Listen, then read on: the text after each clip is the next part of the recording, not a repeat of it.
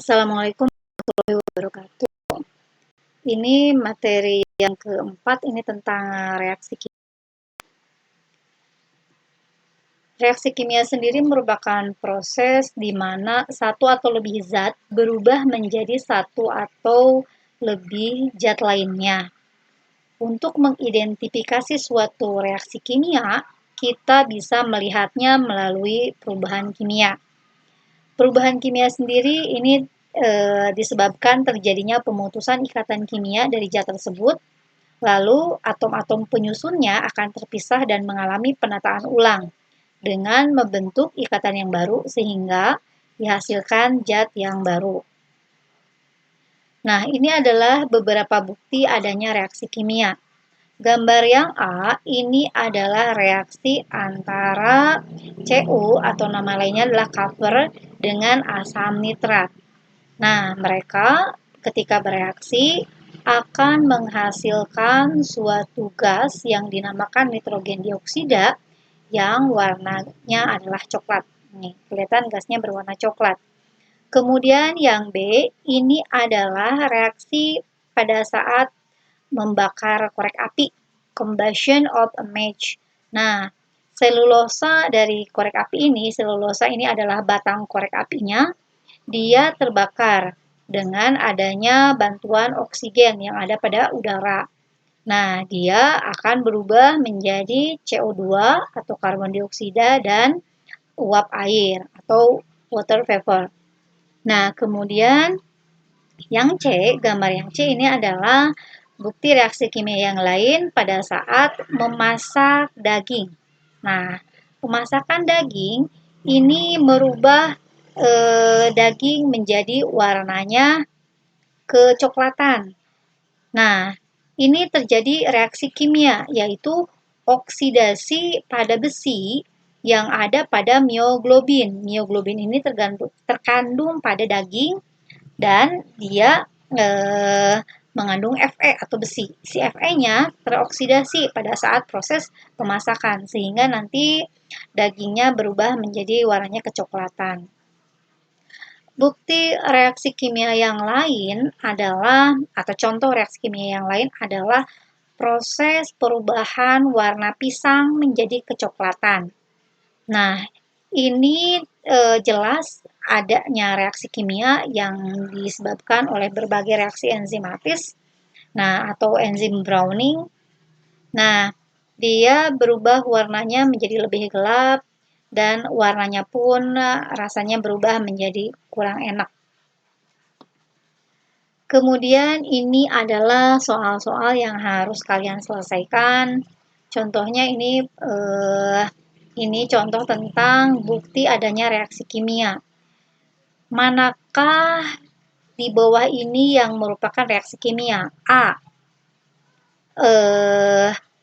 Cairan merkuri yang membeku. B. Penambahan warna kuning ke biru menjadi warna hijau. Yang C. Memotong selembar kertas menjadi 2 lembar, menjadi 2 gitu ya, dipotong. Kemudian menjatuhkan potongan jeruk ke dalam cairan sodium hidroksida. Bukan sodium dihidroksida ya, tapi sodium hidroksida atau NaOH. Kemudian yang E, mengisi balon dengan udara. Silakan kalian jawab mana yang termasuk reaksi kimia. Kemudian berikutnya ini yang mana yang bukan merupakan reaksi kimia. Yang A, memecahkan gelas dengan bola baseball. Yang B, korosi pada logam. Yang C, ledakan kembang api. Yang D, menyalakan korek api. Yang E, mengembangkan kue atau membuat kue. Kemudian soal berikutnya adalah yang manakah yang merupakan reaksi kimia? Yang A, mengecat dinding menjadi biru. Yang B, bicycle atau sepeda menjadi berkarat, yang C melelehnya es krim, yang D menggores meja dengan menggunakan kunci. Kemudian yang E membuat castle, membuat kerajaan atau membuat kerajaan dari pasir gitu ya, membuat istana dari pasir. Kemudian yang berikutnya, manakah yang bukan merupakan reaksi kimia? Yang A, pada saat menggoreng telur, yang B, memotong wortel, yang C, sebuah MacBook jatuh keluar dari jendela. MacBook itu laptop ya, merek suatu laptop, notebook gitu ya. Kemudian yang D, terciptanya ATP di dalam tubuh. Yang E, menjatuhkan fizzy tablet ke dalam segelas water. Fizzy tablet itu tablet kayak tablet effervescent ya, yang dia ketika masuk ke dalam air dia mengeluarkan gelembung. Nah, tadi merupakan latihan yang harus kalian kerjakan. Nah, reaksi kimia ini bisa diidentifikasi melalui berbagai perubahannya. Nah, diantaranya adalah perubahan warna, kemudian perubahan energi, baik temperaturnya atau suhunya naik atau turun, atau mungkin dihasilkannya cahaya. Kemudian ciri lain dari reaksi kimia adalah dihasilkannya gas, kemudian bisa juga terbentuk endapan, dan bisa juga berbagai ciri-ciri lainnya. Nah, kemudian suatu reaksi kimia pasti dibarengi atau ditandai oleh persamaan kimia. Persamaan kimia menggambarkan suatu reaksi kimia. Nah, dalam suatu reaksi kimia yang digambarkan oleh persamaan kimia, ada yang namanya reaktan atau pereaksi, ada yang namanya produk atau hasil reaksi. Nah, antara reaktan dengan produk ini dibatasi oleh tanda panah. Nah, tanda panah. Kemudian untuk reaktan sendiri atau produk, ini ada tanda tambah, di mana tanda tambah ini digunakan untuk memisahkan atau membedakan antara berbagai reaktan atau produk. Nah, kemudian ada juga selain tanda panah begini satu, ada tanda panah bulak-balik seperti ini. Biasanya tanda panah seperti ini menandakan adanya reaksi yang berkeseimbangan atau reaksi bulak-balik. Misalnya dari reaktan menjadi produk, tapi produk pun pada suatu kondisi dia bisa menjadi reaktan kembali. Nah, kemudian ada juga yang di atas tanda panah, kemudian ada lambang, misalnya PT atau yang lainnya gitu ya, selain PT, misalnya AG atau dan lain-lain. Nah, biasanya di atas tanda panah ini merupakan suatu katalis. Katalis ini adalah zat yang mempercepat reaksi. Ada juga yang khas di atas tanda panah itu ada segitiga. Nah, kalau ada tanda segitiga di atas tanda panah, ini menyatakan bahwa reaksi tersebut dipanaskan. Nah, atau dia bisa berlangsung kalau dipanaskan, bisa menjadi produk kalau dipanaskan. Kemudian, dalam suatu reaksi dari persamaan kimia, kita bisa lihat ada yang namanya fasa. Nah, fasa atau bentuk.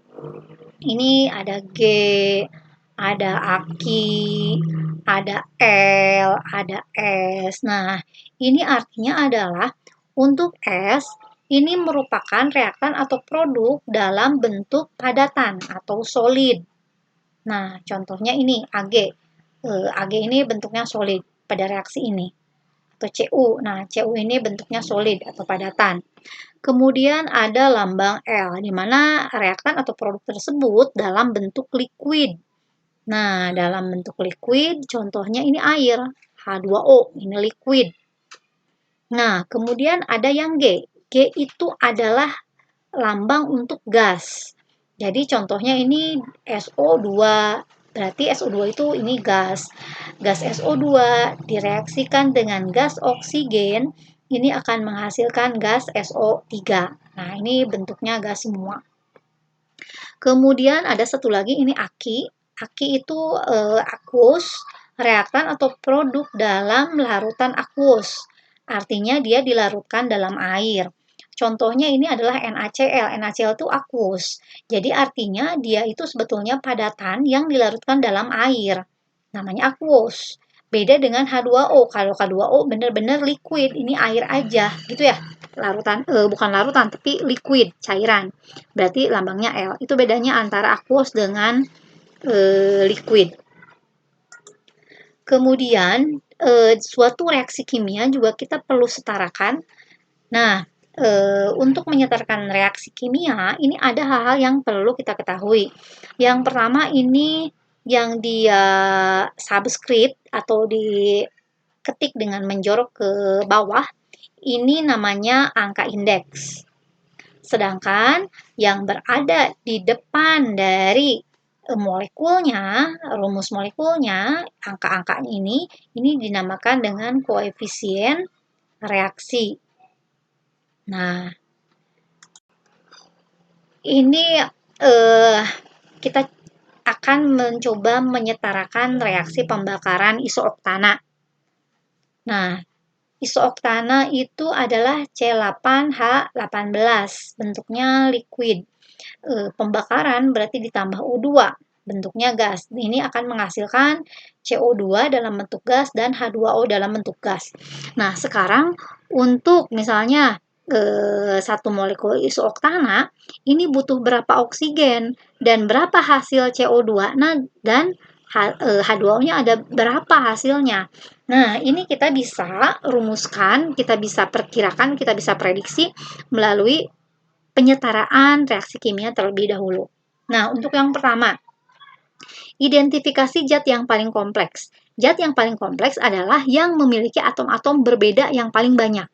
Nah, dalam hal ini yang banyak berbeda dan agak kompleks, kita bisa lihat ini adalah C8H18. Nah, sehingga nanti untuk mengatur koefisiennya, koefisien di tiap reaksi, kita mengacu terlebih dahulu pada yang paling kompleks. Nah, atur koefisien, setimbangkan antara ruas kanan dan ruas kiri. Pada isooktana, di sini, ini C-nya ada 8. Nah, C-nya ada 8, sementara di ruas kanan, C-nya ini baru 1. Maka biar setimbang, kasihlah dia angka 8 di depan C yang di sebelah kanan. Nah, setelah itu, ini kita melihat hidrogen pada isooktana ini ada 18. Sementara di sebelah kanan ini hidrogennya baru 2. Nah, agar sama 18 maka ini harus dikalikan 9. 9 kali 2 18. Taruh angka 9. Sehingga kita akan mendapatkan reaksi seperti ini. Setelah itu setimbangkan ion poliatom sebagai satuan unit. Nah, kita di sini tidak ada ion poliatom. Nah, bagaimana dan apa itu ion poliatom? Nanti kita lihat di contoh berikutnya ya. Dalam persamaan ini tidak terdapat ion poliatom. Yang keempat, setarakan koefisien atom-atom lainnya. Nah, jadi kita lihat tadi C sudah, H sudah, sekarang O. Di sini O-nya yang paling banyak ada di ruas kanan, yaitu 8 kali 2, 16, ditambah 9, atau ada 25 di sebelah kanan. Nah, di sebelah kanan ini ada 25 O-nya, sedangkan di kiri baru 2. Agar dua-duanya sama, maka kita harus kasih 25/2. Kan 25/2 di depan O yang di ruas kiri, kalau kali 2, ini seperti ini akan menghasilkan 25 O. Nah, sama dengan di kanan 25. Nah, sekarang kita sudah punya atom-atom yang jumlahnya sama, baik atom-atom jenis yang sama dan jumlahnya sama di tiap ruas gitu ya. Nah, sehingga dari sana agar ini tidak pecahan, kalikan 2 masing-masing koefisiennya. Yang ini asalnya koefisiennya 1 kali 2 jadi 2. Yang ini 25/2 kali 2 jadi 25. Yang ini 8 kali 2 jadi 16. Yang ini 9 kali 2 jadi 18. Jadi, kita cek ulang. Nah, sehingga setelah dicek, kita akan dapatkan pada masing-masing ruas, baik di kanan maupun di kiri, ini ada 16 karbon, 36 hidrogen, dan 50 oksigen. Nah, ini sudah setimbang atau setara. Artinya adalah 2 molekul isooktana ini akan tepat bereaksi dengan 25 molekul oksigen dan menghasilkan 16 karbon dioksida dan 18 H2O. Nah, ini yang contoh kedua. Ini reaksi antara PbNO3 2 kali ditambah NaCl menjadi NaNO3 ditambah PbCl2. Nah, untuk menyetarakan reaksi, carilah yang paling kompleks. Nah, di sini yang paling kompleks kemungkinan kita bisa lihat adalah PbNO3. Nah, pada PbNO3 kita lihat Pb. Pb di ruas kiri ini ada 1. Di ruas kanan ini 1. Sudah. Nah, berarti Pb sudah. Coba kita masuk ke Na. Kemudian, nah, di sini kita lihat yang lain. Misalnya, ini ada Na. Nah, NO3 di sini ada 2. Ini baru ada 1. Nanti dikasih angka 2. Nah, kita lihat dulu di sini kita lihat Cl. Nah, Cl di ruas kanan ini ada 2. Nah, di ruas kanan ini ada 2. Di kiri ini baru ada 1. Sehingga tambahkan ini angka 2 di depan NaCl. Nah, kemudian kita lihat. Sekarang menjadi Pb di ruas kiri dan kanan 1. Kemudian Cl di ruas kiri dan kanan 2. Nah, yang berbeda adalah Na. Di ruas kiri Na-nya ada 2. Di ruas kanan Na-nya ini ada 1. Nah, berarti nanti ini akan kita setarakan lebih lanjut. Kemudian timbangkan ion poliatom sebagai unit. Nah, di sini ion poliatomnya adalah ion nitrat. Ini kan NaNO3. Jadi NO3 itu satu kesatuan, bukan N aja atau O-nya aja. Nah, jadi namanya NaNO3. Ini poliatom. Nah, pada ion nitrat, si nitrat ini di ruas kiri NO3-nya ada 2. Sementara di ruas kanan NO3-nya ini baru ada 1, sehingga tambahkan koefisiennya 2. Nah, di sini. Sekarang kita lihat lagi jumlah atomnya masing-masing ruas. Pb ini di setiap ruas ini 1, ini juga 1. Kemudian Na-nya di sini ada 2, di kanan sudah 2. Kemudian Cl-nya di kiri ini 2, di kanan sudah 2. Nah, kemudian NO3-nya, nah NO3 di sini di kiri 2 dan di kanan pun sudah 2. Jadi ini sudah setimbang. Kemudian setarakan koefisien atom-atom lainnya. Ternyata kita lihat sudah setara semua. Jadi boleh dicek ulang sehingga kita mendapatkan persamaan kimia yang sudah setara. Nah, kuncinya sebetulnya untuk penyetaraan kimia, kita boleh pilih yang mana saja dulu. Yang penting nanti hasil akhirnya adalah di ruas kanan dan di ruas kiri, atom-atom yang sama memiliki jumlah atau memiliki koefisien, bukan koefisien, memiliki jumlah yang sama si atom-atomnya. Kemudian, nah, ini ada latihan, silahkan kerjakan latihan penyetaraan reaksi kimia. Nah, kita masuk ke larutan aqueous. Nah, aqueous atau lambangnya Aki ini adalah zat yang dilarutkan dalam air. Ini ada beberapa contoh. Nah, yang ini, yang sebelah kiri, ini adalah etanol. Etanol yang dilarutkan dalam air. Nah, larutan etanol merupakan non-elektrolit.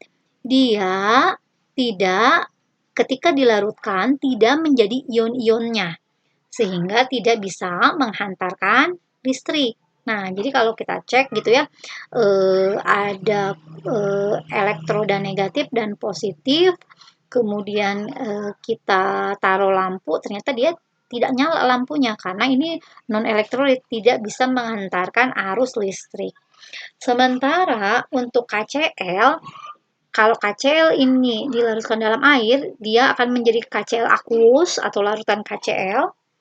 Nah, ternyata KCl ini bisa menghantarkan arus listrik. Ini terbukti dari menyalanya lampu.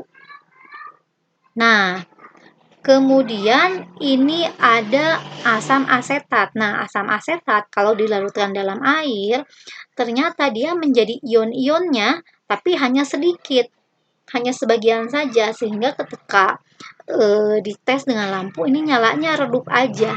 Sehingga, nah, si aqueous ini atau larutan zat yang dilarutkan dalam air ada yang merupakan konduktivitasnya tinggi kayak KCl, ada yang konduktivitasnya rendah atau proses atau kemampuan dia menghantarkan arusnya rendah seperti asam asetat.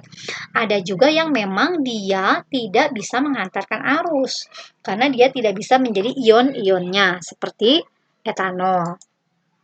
Nah, ini contoh KCl. KCl ketika dilarutkan dalam air, dia bisa terhidrasi oleh ion-ionnya akan terhidrasi. Nah, molekul air yang polar ini ditarik oleh ion-ion dari KCl, yaitu K+ dan Cl-, ion-ion K+ dan ion-ion Cl-. Nah, molekul air di depan maupun di belakang si ion-ion KCl ini tidak digambarkan. Dia bilang seperti itu.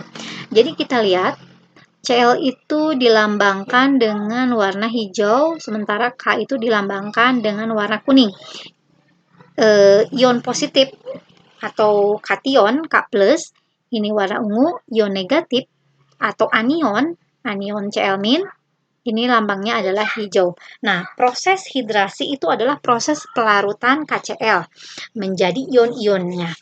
Jadi, kita lihat bahwa dalam air, yang merah itu adalah O, yang putih itu melambangkan H-nya, H2O kan. Nah, si O ini relatif bermuatan negatif, cenderung negatif, yang H ini cenderung positif.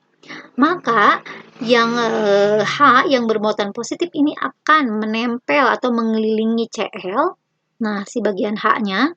Sementara yang negatif ini akan menempel atau mengelilingi K-nya. Jadi karena dia negatif, dia menempel di positif, atau yang positif dia akan mengelilingi ion negatif. Jadi molekul airnya akan mengelilingi ion-ion yang ada di KCl satu-satu. Nah, kayak dibongkar. Ini diambil, dikelilingi, K-nya diambil, dikelilingi. Nah, lama-lama kan dia habis, lama-lama larut semua. Dan dia terhidrasi, dikelilingi oleh air si ion-ion ini. Sehingga dia bisa menghantarkan listrik ketika dalam larutan. Karena dia menjadi ion-ionnya. Karena pada saat dalam bentuk serbuk, dia menjadi kristal seperti ini, bersatu antara K+ dan Cl-. Nah, tapi ketika ada air, masing-masing ion ini akan terhidrasi atau dikelilingi oleh molekul air sehingga bisa menghantarkan arus listrik. Nah, di sini kita bisa menebak suatu senyawa apakah dia larut dalam air atau tidak. Nah, ini ada aturan kelarutan. Contohnya, semua golongan 1A dan garam-garam dari NH4 ini larut semua dalam air. Nah, kemudian apakah ada yang tidak larut? Oh, ini nggak ada. Ini tidak ada pengecualian. Maksudnya apa ini? Semua golongan 1A dan garam NH4. Nah, kita lihat golongan 1A. Nah, yang dimaksud dengan golongan 1A itu seperti ini. Nah, misalnya golongan 1A, LiCl, LiF, LiBr, Li dan lain-lain gitu ya. Terus kemudian Na, NaCl, KCl, CsCl, RbCl. Atau jangan Cl, ini mau apa? Mau I. Na dengan I, jadi NaI, K dengan I, Ki, dan seterusnya. Nah, semua golongan 1A ini larut dalam air. Contohnya tadi, NaCl. Nah, NaCl larut dalam air. Seperti itu. Kemudian ini ada garam-garam NH4. NH4 itu amonium.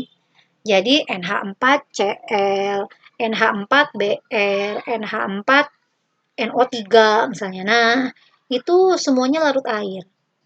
Nah, karena golongan 1A ini dikombin dengan apapun, dia akan larut air gitu ya. Kalau dia bersenyawa, dia larut air. Kemudian semua nitrat, klorat, perklorat, dan asetat itu juga larut dalam air. Nitrat itu NaNO3. Kan nitrat itu lambangnya NO3 ya. Nah, NO3 minus. Jadi mau NaNO3, KNO3, Fe, NO3 misalnya ya. Nah, kayak klorat. Klorat itu ClO ya. Jadi KClO. Nah, asetat. Nah, itu semuanya larut dalam air. Kemudian semua sulfat itu larut dalam air. Sulfat itu adalah SO4. Nah, jadi kayak H2SO4. Pokoknya mah semua yang ada SO4-nya itu larut dalam air kecuali yang ini, kecuali 4. Kalau CaSO4, BaSO4, SrSO4, PbSO4. Nah, kecuali kalau si SO4 ini dia gabungnya sama Ca atau Ba atau Sr atau Pb. Nah, ini nggak larut. Tapi kalau gabung selain yang ini, nah gabung dengan si atom-atom ini, itu larut. Kemudian semua klorida, bromida, dan iodida juga larut. Nah, kecuali kalau si klorida, bromida, dan iodida ini gabung dengan Ag, gabung dengan Hg, gabung dengan Pb. Nah, ini kemudian si ClBrI ini, klorida, bromida, iodida ini nggak akan larut. Kalau dia gabungnya dengan Ag, dengan Hg, dengan Pb itu nggak larut. Tapi kalau selain itu dia larut. Contohnya tadi NaCl kan. NaBr, KBr. Nah, Ki itu larut. Tapi kalau gabungnya dengan yang ini, kationnya ini nggak larut. Nah, kemudian ini adalah sparingly soluble in water. Berarti dia kebalikannya, dia tidak larut dalam air. Nah, kalau ini yang larut air, yang ini tidak larut air. Semua karbonat dan fosfat ini tidak larut air. Kecuali ini golongan 1A dan garam amonium. Nah, yang ini nih. Kalau yang ini larut air. Karbonat dan fosfat. Karbonat tuh misalnya natrium karbonat, NaCO3. Nah, ini larut air. Karena ini kecuali Na kan golongan 1. Nah, Na itu golongan 1. Nah, jadi natrium karbonat ini larut air. Natrium fosfat juga larut air, kalium fosfat larut air. Nah, tapi yang lainnya, misalnya CO3 itu nggak larut air, karena Ca ini bukan golongan 1. Nah, ini udah golongan 2 ya, Ca gitu. CO3 nggak larut air. Semua hidroksida larut air, kecuali kalau si hidroksidanya dia gabung, hidroksida itu apa? OH. Nah, kecuali kalau OH-nya gabung dengan golongan 1A dengan NH4, garam-garam ini. Nah, ini akan larut. Tapi kalau bukan dengan ini, semua hidroksida ini tidak larut air. Semua sulfida juga tidak larut air, kecuali kalau sulfidanya gabung dengan 1A, 2A, NH4, dan garam-garam ini. Kemudian semua oksalat ini tidak larut air, kecuali kalau oksalatnya gabung dengan golongan 1A dan garam-garam NH4. Nah, kemudian ini ada catatan khusus, ini di bawah ada elektrolit yang dia kelarutannya menengah dalam air. Contoh CH3COO, Ag, Ag2SO4, KClO4. Nah, ini mereka akan mengendap jika dalam konsentrasi tinggi. Nah, tapi kalau konsentrasinya rendah, mereka tetap larut. Kemudian, nah, ini ada contoh mengenai penggunaan aturan kelarutan. Golongkanlah setiap senyawa ini larut atau tidak larut. Nah, ZnNO3 2 kali dalam air dia larut enggak? Coba, di sini adalah ada NO3. NO3 itu nitrat. Nah, coba lihat aturan nitrat. Nitrat itu nitrat, mana nitrat? Nah, all nitrats. Jadi semua nitrat ini larut air. Apakah ada kecualinya? Oh, nggak ada. Oh, berarti semuanya larut yang ada nitratnya. Nah, jadi semua nitrat ini larut air. Jadi ZnNO3 2 kali ini pasti larut. Kemudian ini PbBr2. Ini Pb dan Br. Coba ini timbal, ini bromida. Nah, cari yang ada bromidanya atau timbal di aturan kelarutan. Bromida. Nah, ini ada bromida, bromides. Nah, semua bromida, nah ini larut dalam air kelompoknya ini, kecuali dia kalau bromidanya gabung dengan Ag, Hg, Pb. Nah, tadi apa? Pb ya. Ada Pb-nya bromidanya. Coba lihat. Nah, Pb dengan bromida. Jadi dia pengecualian. Ini bromida larut air, kecuali kalau bromidanya gabung dengan Pb. Nah, jadilah nggak larut. Nah, semua bromida larut dalam air, kecuali kalau dia bergabung dengan Pb. Jadi PbBr2 ini tidak larut. Kemudian ini, Sr3PO4 2 kali. Nah, PO4 itu fosfat. Nah, fosfat. Kita lihat yang ada fosfatnya. Fosfat. Nah, fosfat di mana fosfat? Nah, fosfat. Semua fosfat atau karbonat ini tidak larut atau sparingly soluble in water, jadi tidak larut air. Kecuali kalau fosfatnya gabung dengan 1A, golongan 1A atau NH4. Nah, sekarang ini fosfat dengan apa? Dengan Sr. Nah, Sr itu golongan berapa? Sr. Nah, Sr itu golongan 2, bukan golongan 1 ya. Berarti dia mengikuti aturan. Nah, jadi Sr3PO4 ini adalah tidak larut. Yang larut itu kalau dia bergabung dengan golongan 1. Nah, berikutnya silahkan ini kerjakan soalnya, soal latihannya sesuai dengan panduan kelarutan tadi. Kemudian ini ada reaksi kimia. Reaksi kimia bisa dikelompokkan menjadi beberapa macam. Yang pertama ada reaksi redok atau reduksi oksidasi. Ada reaksi asam basa. Ada reaksi perubahan atau exchange.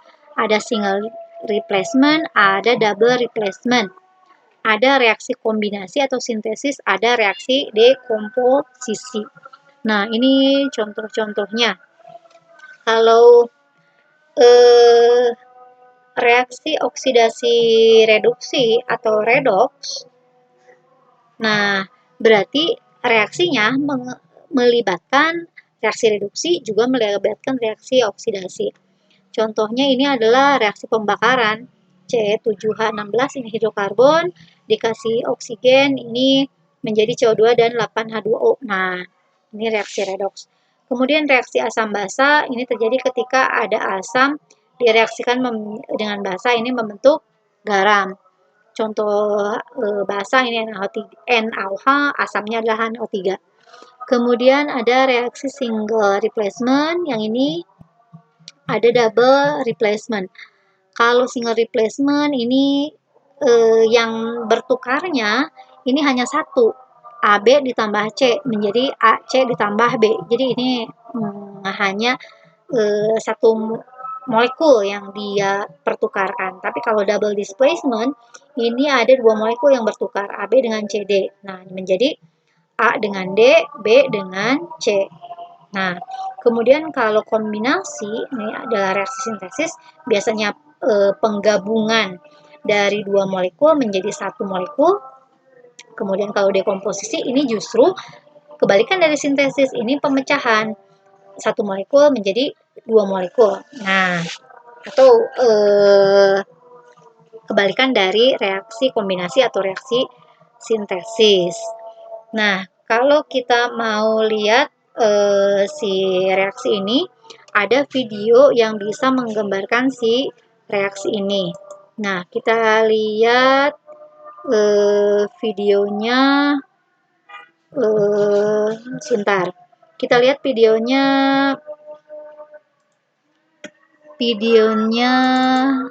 nah videonya. There are 5 major classes of chemical reactions. A synthesis reaction is when two or more substances combine to form a single product.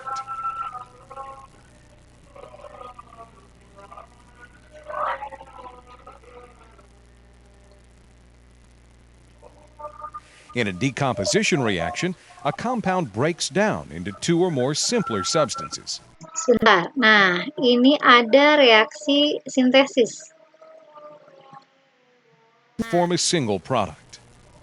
Ada dua molekul combine, bergabung. Nah, jadi molekul yang baru, dia sintesis. In a decomposition reaction, a compound breaks down into two or more simpler Tuh, substances. yang ini breakdown, pecah. Nah, satu CaCO3 pecah jadi dua. Nah, ini dekomposisi, kebalikan dari sintesis. A single displacement reaction is when one element takes the place of another in a compound. Nah, ini single displacement. Jadi, dia akan menggantikan posisi salah satu molekul, si molekul ini. Si atom ini akan menggantikan posisi atom yang lain. Dalam hal ini, Fe akan menggantikan Cu pada ini. Nah, dia berganti. In a double displacement reaction, the positive and negative portions of two ionic compounds interchange. Nah, kalau double displacement yang tadi berganti atau kombinasi, ini tidak hanya satu substitusi. Kan kalau tadi substitusi hanya satu, ini dua-duanya. Nah, lebih dari satu. Double. Nah, saling bertukar. Nah, itu double displacement.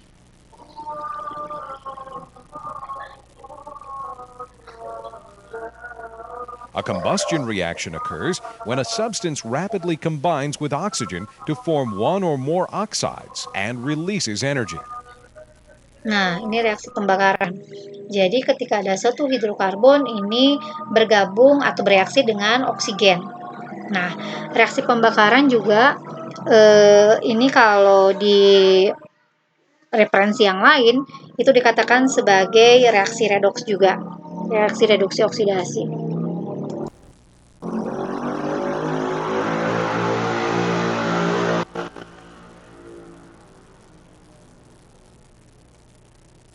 Nah, demikian untuk sedikit penjelasan tentang klasifikasi reaksi kimia. Jadi sebetulnya klasifikasi reaksi kimia itu ada beberapa, ada banyak, tapi kurang lebih ya ada banyak orang yang mengklasifikasikannya secara berbeda. Tapi kurang lebih ya seperti ini. Nah, ini ada contoh reaksi reaksi tadi. Nah, contohnya ini adalah reaksi redoks. Ini terjadi pada saat proses pengkaratan pada besi.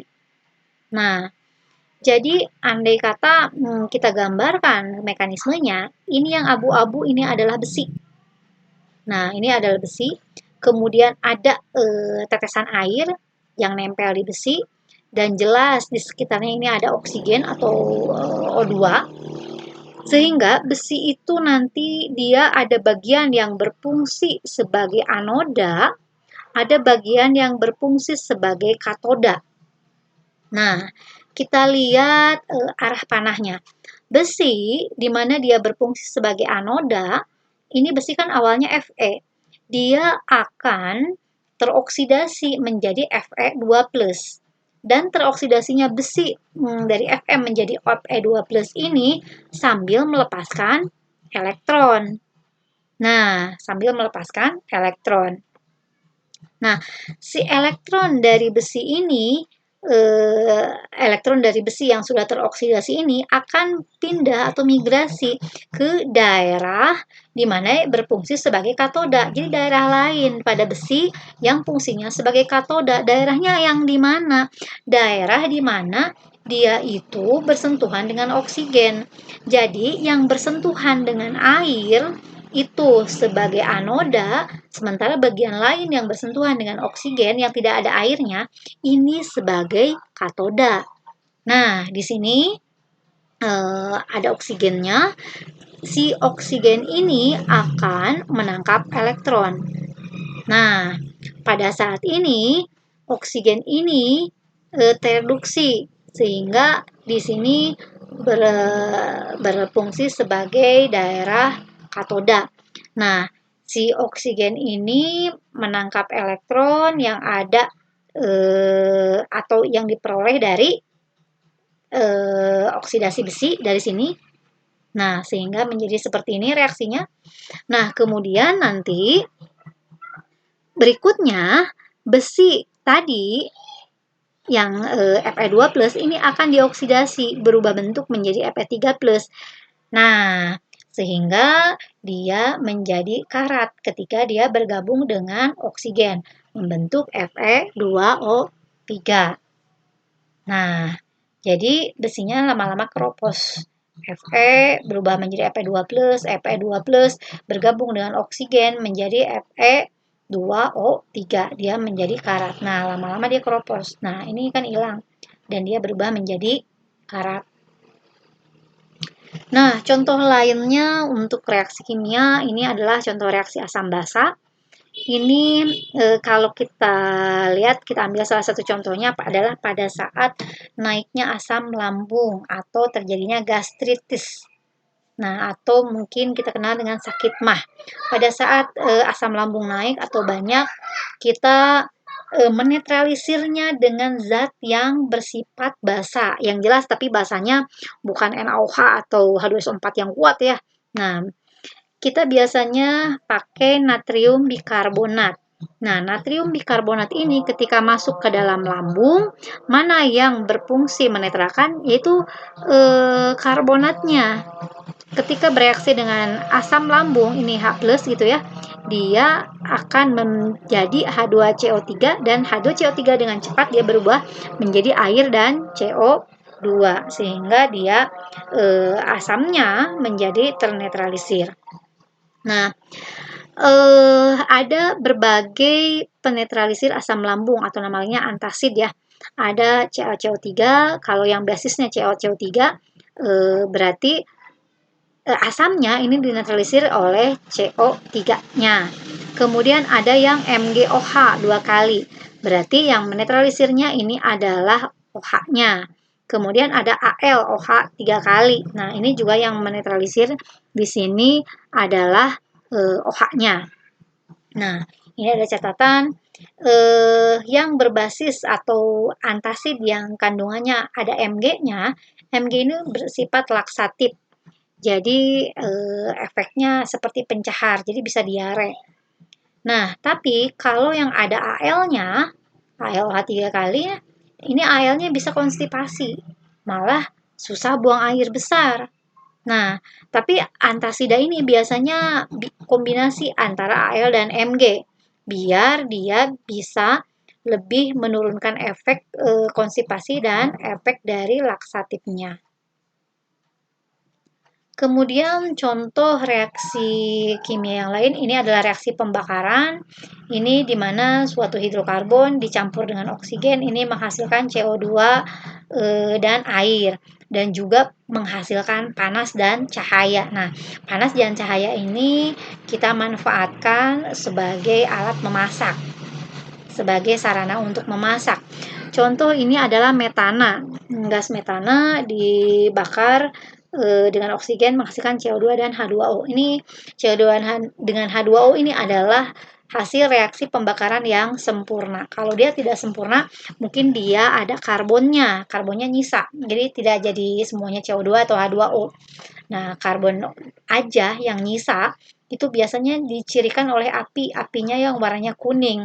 Sehingga itu bisa menimbulkan karbon atau jelaga gitu ya yang menyebabkan peralatan masak kita menjadi hitam. Jadi ada karbonnya, ada arangnya. Biasanya kalau masaknya pakai kayu bakar itu pembakarannya tidak sempurna sehingga karbonnya banyak. Jadi pancinya jadi hitam, wajannya jadi hitam gitu ya. Kemudian contoh reaksi yang lain adalah reaksi sintesis, di mana pada reaksi sintesis ini partikel yang kecil ini berubah menjadi partikel yang besar atau molekul kompleks. Nah, dengan ikatan-ikatan kimia gitu, membentuk ikatan kimia. Jadi partikel yang kecil ini saling berikatan membentuk suatu molekul yang lebih kompleks. Contohnya adalah ini ada asam amino, dia bergabung membentuk ikatan peptida, membentuk molekul protein. Nah, kemudian ada reaksi dekomposisi, yaitu kebalikan dari reaksi sintesis. Ini malahan pecah. Jadi pecahnya ikatan suatu molekul sehingga menghasilkan molekul-molekul yang lebih kecil. Ini contohnya adalah glikogen. Glikogen dalam otot. Ini kalau misalnya pada saat kita puasa, ini ya sama enzim ini dipecah. Karena ini kan cadangan makanan ya. Ini dipecah menjadi molekul-molekul glukosa. Nanti glukosanya diserap dan nanti dimetabolisme jadi energi. Ada juga reaksi perubahan atau exchange. Tadi ada double displacement, ada single displacement. Nah, ini sebetulnya ini salah satu contohnya. Di mana ini ada eh, pemutusan dan pembentukan ikatan secara bersama-sama. Nah, atau dia sebut displacement reaction. Nah, contohnya adalah transfer ATP pada ujung fosfat ditransfer ke glukosa. Nah, ini adalah glukosa dan ini adalah ATP. ATP itu terdiri dari adenosin, ini adalah adenosin trifosfat. Ini fosfat yang menempel pada suatu molekul gula. Nah, ini adenosin. Ini adenosinnya segini ya. Yang hijau sama yang biru ini ada adenosin trifosfat.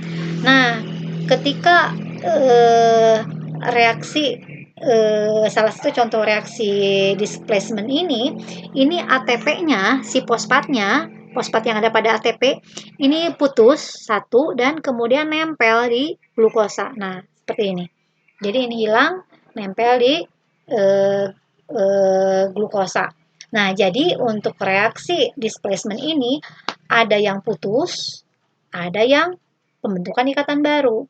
Beda dengan sintesis. Kalau sintesis ini adalah pembentukan ikatan, kalau dekomposisi pemutusan ikatan, sementara kalau displacement ini ada pemutusan, ada pembentukan.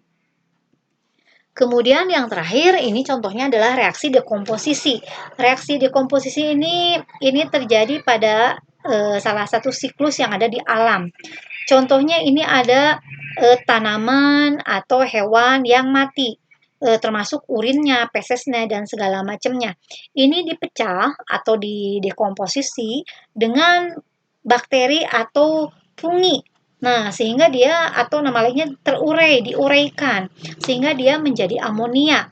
Nah, kemudian amonia ini oleh bakteri diubah menjadi nitrit. Nah, kemudian oleh bakteri nitrit ini dirubah menjadi nitrat. Dan nitrat ini oleh bakteri denitrifikasi ini dilepas ke udara dalam bentuk nitrogen. Atau nitrat ini diabsorpsi oleh tanaman-tanaman yang memiliki nodul-nodul pengikat nitrogen. Nah, contohnya adalah kacang-kacangan dan cengkeh, dia bilang gitu. Nah, kemudian nanti setelah si nitrogen ini difiksasi, nah ini bisa digunakan oleh tanaman lain. Nah, atau si tanaman ini pun bisa memang memfiksasi atau menangkap nitrogen yang ada di udara. Nah, kemudian nanti tanamannya dimakan manusia dan dimakan hewan. Demikian siklusnya. Kalau tanaman ini mati dan hewan ini mati, dia kembali nanti diuraikan oleh bakteri dan fungi menjadi amonia dan seterusnya. Ini merupakan siklus gitu ya. Jadi dekomposisinya ada sebelah sini. Sedangkan di sebelah sini ini lebih cenderung ke reaksinya adalah sintesis. Nah, demikian kuliah kita penjelasan materi tentang reaksi kimia. Assalamualaikum warahmatullahi wabarakatuh.